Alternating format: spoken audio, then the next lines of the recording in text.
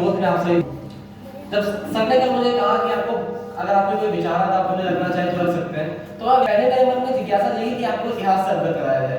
फिर मुझे मेरा व्यक्तिगत अनुभव याद आया कि अगर आप इस विद्यार्थी को इतिहास के सभी महत्वपूर्ण पक्षों से अवगत करवा दिया जाता है जो मूल्य रखते हैं, तो मेरे मन में दो पंक्तियां गूंजी कि जब बात जड़ से कही जाती है तो वो छाया से भी बड़ी हो जाती है।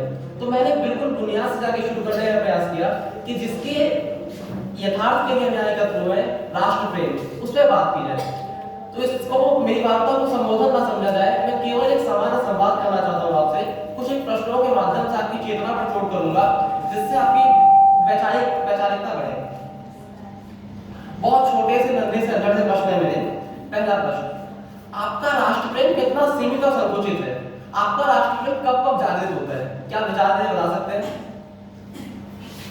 नहीं कर सकते क्योंकि आपने कभी इससे पहले विचार किया ही नहीं या आपसे किसी ने प्रश्न पूछा ही नहीं। हमारा राष्ट्र प्रेम केवल और केवल मूलतः तीन ही स्थितियों में जागृत होता है।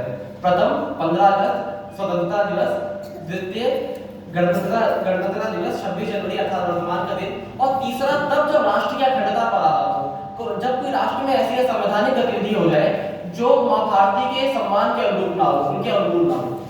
बस इतना ही संकुचित और इतना ही सीमित है हमारा राष्ट्र प्रेम। तो अब एक और प्रश्न पूछता हूँ, क्या इतने सीमित और संकुचित राष्ट्र प्रेम के माध्यम से हम राष्ट्र की समस्याओं से निदान पा सकते हैं? उत्तर है ना, पा ही नहीं सकते। समस्या ये है कि हमने समस्या में कहीं विचार ही नहीं किया। अगर जब तक समस्या में विचार नहीं करेगा तो समाधान संभव ही नहीं है। अब राष्ट्र प्रेम है क्या? राष्ट्र प्रेम है क्या? अगर उसकी व्याख्या ना की जाए तो समझेंगे क्या किस पे विचार किस पे करना है। मैं आपको ये नहीं कहता कि राष्ट्र प्रेम के लिए आप झंडा ले और सड़क पर निकल चले, क्योंकि वो भौतिक क्रांति थी। अब राष्ट्र को भौतिक क्रांति की आवश्यकता नहीं है, इस समय राष्ट्र को वैचारिक क्रांति की आवश्यकता है। वैचारिकता, पश्चिमी सभ्यता का आपको बताओ कि अगर भारत पर सबसे बड़ा कोई दुर्व्यवहार है, उन्होंने सबसे बड़ा अपना हम पर अत्याचार किया, तो ये है कि उन्होंने हमें भौतिक रूप से विकसित कर दिया, लेकिन हमारी वैचारिकता का स्वीकार नहीं कर दिया कि हम समझ ही नहीं पा रहे कि हम अपना दैनिक जीवन जी किस प्रकार रहे हैं, हमारे जीवन की मूल्य क्या है, हमने जीवन में आधार किसको बनाया है। जिस तरह हमारे मुख्य अतिथि ने बात की कि आप मंदिरों में जाए तो हमारे धार्मिक ग्रंथ पढ़े, तो तुम्हें सारी ही बात यथार्थ रूप से बड़ी स्पष्टता से कही गई है। बहुत ही जीवन की मूल्य क्या है। आप मनुष्य है, मनुष्य के भी गुण होते हैं। चाणक्य नीति कहती है यशे न विद्या न तपो न दानम ज्ञानम न शीलम न गुणो न धर्मम ते मात्र पिते भूय बाधुता। मनुष्य रूपेण विकास करता। मनुष्य क्या है?